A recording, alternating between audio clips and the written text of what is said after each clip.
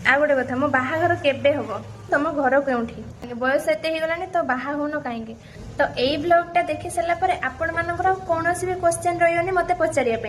Hello everyone, जय जगन्नाथ। मो तरफ आपनको एवं आपनकर पूरा परिवार को शिवरात्रि अनेक अनेक शुभेच्छा और हार्दिक अभिनंदन। तो आशा कर आप बहुत बढ़िया से थे आ मंदिर जाकि भी आसबे आ मुझे बहुत बढ़िया से अच्छी मुझे मंदिर बाहर आम रूम ठाकुर पूजाटा फास्ट सारी दिए तापर मंदिर को जी मंदिर आसला आपण मानू जी पचार मत क्वेश्चन मुझे सब क्वेश्चन आंसर रखी।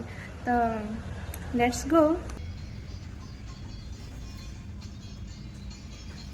चलो जिबा।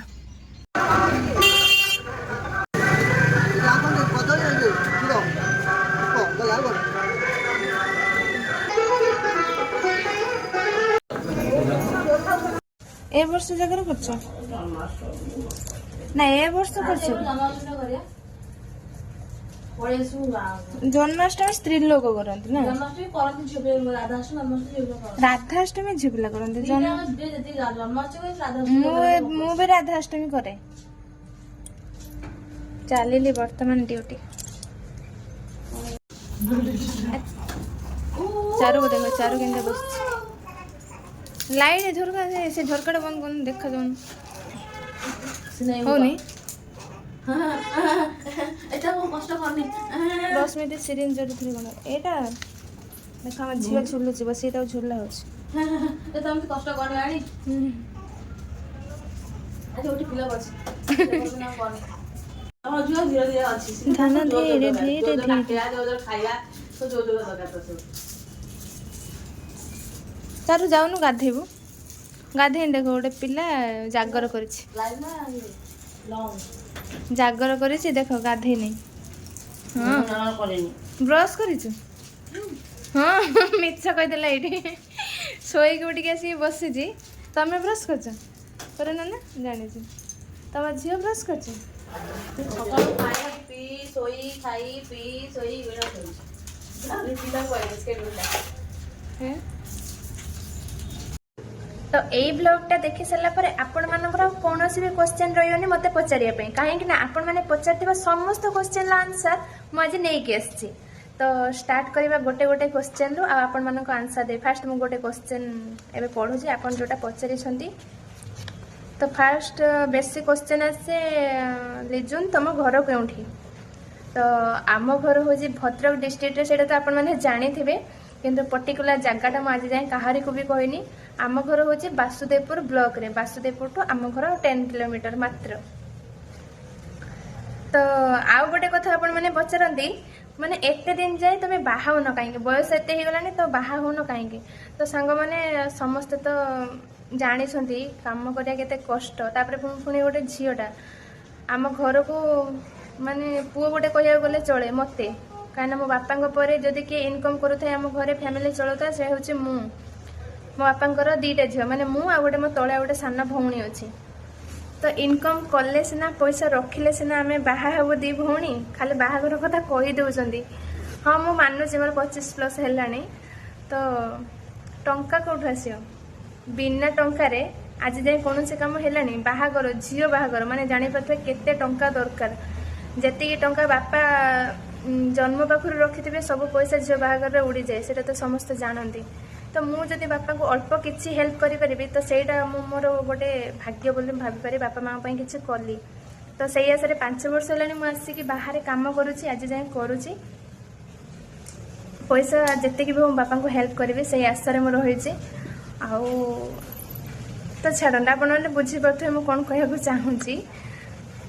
आ गोटे कथा मो बाहाघर केबे हम बाहाघर मोर बहुत जल्दी हम कहीं मो पर गोटे मोर सान भौणी अच्छी तार भी बाहाघर आ 2-3 वर्ष पर हम। तो मोर एबे सिना हेले तार बाहाघर हम तो मो बाहाघर हम हम हेले मु समस्त इनभाइट करी डोंट वरी मु समस्त डाकिबी तो आपण माने निहाती आसबे।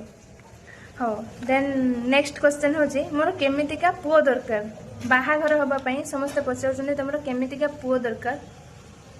तो फास्ट कथा होची पुओ माने ठीक ठाक थिबा दरकार चाकरी हो कि न हो गोटे पुओर जदि कैपेसिटी माने माने कौन कहले इनकम करियर कैपेसिटी थिबो ना पिला ट्यूशन करी भी चलई पारुछंदी ମାନେ କିଛି ନହେଲେ ଚାଷ କାମ ବି କରିପାରୁଛନ୍ତି, କରିକିନା ବି ଚଳେଇ ପାରୁଛନ୍ତି। ମେଣ୍ଟାଲିଟି ଉପରେ ଡିପେଣ୍ଡ କରେ। ଗୋଟେ ପୁଅ ସିଏ ମାନେ ଭାବିବ ମୁଁ କାମ କରିପାରିବି ନାହିଁ, ଯେହେତୁ ହାତ ଗୋଡ଼ ଠିକ୍ ଅଛି ତ ସେ ଚାହିଁଲେ ଯେକୌଣସି କାମ ବିନା ହଉନା କାହିଁକି ତା ମେଣ୍ଟାଲିଟି ଠିକ୍ ରହିବା ଦରକାର ଯେ ମୁଁ ଗୋଟେ ଝିଅକୁ ଘରକୁ ଆଣିଛି, ମୁଁ ଖାଇବି କେମିତି, ମୋ ଘର ଲୋକ କେମିତି ଖାଇବେ, ସେ ଝିଅଟା କେମିତି ଖାଇବ, କେମିତି ଚଳିବ, ତ ସେଇ ମେଣ୍ଟାଲିଟିଟା ଠିକ୍ ଥିବା ଦରକାର। ସେମିତି ସୁନ୍ଦର ଅସୁନ୍ଦର ମୁଁ କିଛି ଭାବେନି। ଭଗବାନ ସମସ୍ତଙ୍କୁ ଗଢ଼ିଛନ୍ତି, ଭଗବାନ ନିଜେ ହିଁ କଳା, ମୁଁ ବି କଳା, ଏଠି ଫିଲ୍ଟର ପକେଇ ଦେଇଛି, ତ ମୁଁ କାହିଁକି ଏତେ ବାଛ ବିଚାର କରିବି। ତ ସେଇଟା ହେଉଛି କଥା। ଆପଣମାନେ ଆଶା କରୁଛି ବୁଝିପାରୁଥିବେ। ଆପଣମାନଙ୍କ କ୍ୱେଶ୍ଚନ୍ ଆନ୍ସର୍ ପାଇପାରିଲେନି। ଆଉ ଲାଷ୍ଟ କ୍ୱେଶ୍ଚନ୍ ହେଉଛି ଆପଣମାନେ ସବୁବେଳେ ପଚାରୁଛନ୍ତି ତୁମର ବୟଫ୍ରେଣ୍ଡ ଅଛି କି ନାହିଁ, ବୟଫ୍ରେଣ୍ଡ ଅଛି କି ନାହିଁ। ଆକ୍ଚୁଆଲି ବୟଫ୍ରେଣ୍ଡ କେତେବେଳେ ବନାନ୍ତି? ଗୋଟେ ଝିଅ ସ୍କୁଲ କ୍ୟାରିୟର ହଉ, କଲେଜ କ୍ୟାରିୟର ହଉ, ବୟଫ୍ରେଣ୍ଡ ବନାଏ। ତାପରେ ମୁଁ ଏଠି ସର୍ଭିସ୍ କରିବାର 5 ବର୍ଷ ହେଲାଣି, ତାପରେ ଏଇଟା ବାହାଘର ଏଜ୍ ହେଇଗଲାଣି। ମୁଁ ଏବେ ଯଦି ବୟଫ୍ରେଣ୍ଡ ବନେଇବି, ସ୍ୱାମୀ କେବେ ବନେଇବି? ତ ସେଇଟା ହେଉଛି କଥା। ମୋ ବୟସ 25+ ହେଲାଣି, ମୁଁ ଏବେ ବୟଫ୍ରେଣ୍ଡ କେମିତି ବନେଇବି? ବୟଫ୍ରେଣ୍ଡ ବନେଇବି, ତା ସାଙ୍ଗରେ ଏଇନା 2-3 ବର୍ଷ କଥା ହେବି, ତାପରେ ବାହା ହେବି। ମୁଁ କ'ଣ 30-40 ବର୍ଷର ବାହା ହେବି କି? ତ ସେଇଟା ବୟଫ୍ରେଣ୍ଡ ବନେଇବା ବୟସ ମୋର ଏଇଟା ନାହିଁ। ଏବେ ଆମ ଘରେ ବାହାଘର ଦେଖାଦେଖି କରୁଛନ୍ତି, ବାହାଘର ହେଇଯିବା। ଆଉ ବୟଫ୍ରେଣ୍ଡ ରଖିକି କ'ଣ ହେବ? ବୟଫ୍ରେଣ୍ଡ ମୋ ଦରକାର ନାହିଁ। ମୁଁ ବହୁତ ସାଧା ସିଧା ସିମ୍ପଲ୍। ଆପଣମାନେ ତ ଜାଣିଥିବେ ମୋତେ ଏତେ ଦିନ ହେଲାଣି ମୁଁ ୟୁଟ୍ୟୁବ୍ କରୁଛି, 1 ଇୟର୍ ପାଖାପାଖି ହେଇଗଲାଣି। ତ ଆପଣମାନେ ଜାଣିପାରୁଥିବେ ମୁଁ କେଉଁ କ୍ୟାଟାଗୋରିର। ମୁଁ ସବୁଦିନ ଲାଇଭ୍ ଆସେ, ଲାଇଭ୍ରେ ସବୁ କଥା କୁହେ, କିଛି କଥା କହିପାରେନି ଯେଉଁଟାକି ଆଜିର ଏଇ ଭିଡ଼ିଓ ମାଧ୍ୟମରେ ମୁଁ ଆପଣମାନଙ୍କୁ ଜଣାଉଛି। ତ ଆଉ ଯଦି କିଛି କ୍ୱେଶ୍ଚନ୍ ଆପଣଙ୍କ ମନରେ ଥାଏ ତାହେଲେ ମୋତେ ନିହାତି କମେଣ୍ଟ ବକ୍ସରେ ପଚାରିବେ। ନେକ୍ସଟ ଟାଇମ୍ ଯେତେବେଳେ ମୁଁ ବ୍ଲଗ୍ ଆଣିବି ତ ଆପଣଙ୍କ କ୍ୱେଶ୍ଚନ୍ର ଆନ୍ସର୍ ମୁଁ ଆଣିକି ଆସିବି। ଆଉ କିଛି କ୍ୱେଶ୍ଚନ୍ ଅଛି କି?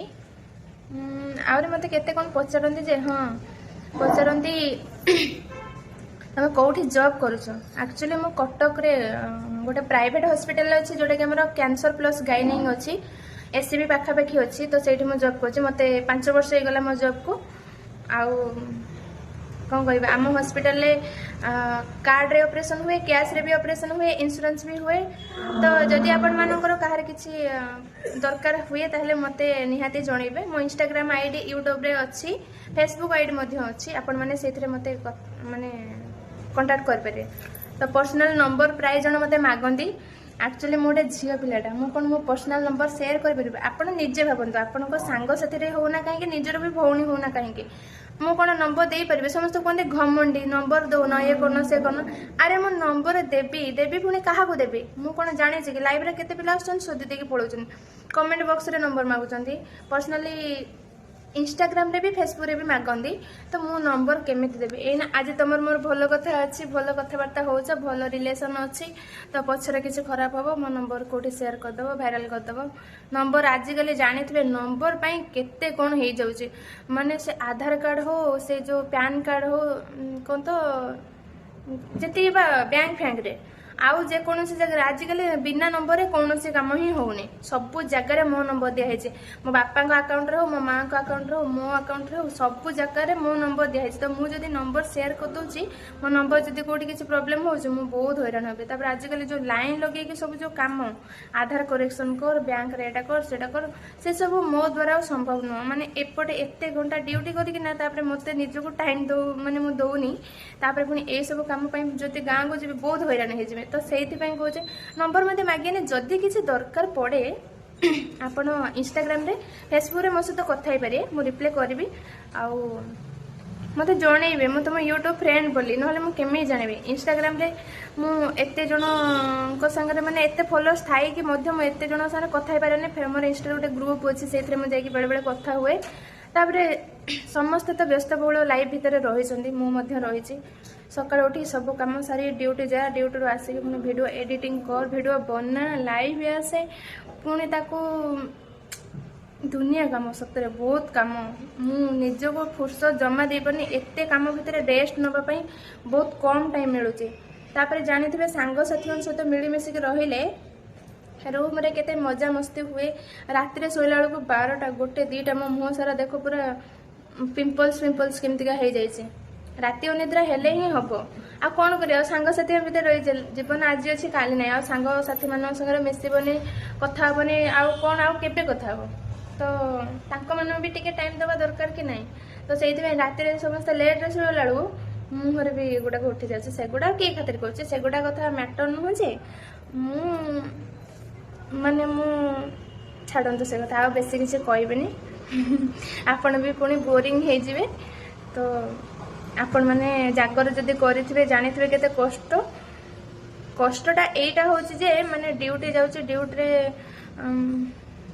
ଖୁସି ଯେତିକି ଲାଗୁଛି ଦୁଃଖ ବି ସେତିକି ଲାଗୁଛି। ମାନେ ଡ୍ୟୁଟି ଯାଉଛି, ଏଇଟା ଜାଗର କରନ୍ତି, ମନ୍ଦିର ଯାଆନ୍ତି, ମନ୍ଦିରରେ ଦୀପ ଜାଳନ୍ତି, ସେଠି ଭଗବାନଙ୍କୁ ପ୍ରାର୍ଥନା କରନ୍ତି। ଗୋଟେ ଦିନ ପୁରା ଦିନ ସାରା ଭଗବାନଙ୍କୁ ମନେ ପକାଇବା ଦରକାର, ଭଗବାନଙ୍କ ନାମ ଜପ କରିବା ଦରକାର। ତ ମୁଁ ମନ୍ଦିର ସକାଳେ ଯାଇଥିଲି, ବହୁତ କମ୍ ଟାଇମ୍ରେ ପଳେଇ ଆସିଲି। ମନ ଦୁଃଖ ଟିକେ ହେଲା। ମୁଁ ଆଗରୁ ତାପରେ ମନ ଦୁଃଖ ହେଲା, ମନକୁ ଏଇଟା କହିକି ବୁଝେଇଦେଲି ସେଇଟା ବି ମନ୍ଦିର, ହସ୍ପିଟାଲ ବି ଗୋଟେ ମନ୍ଦିର।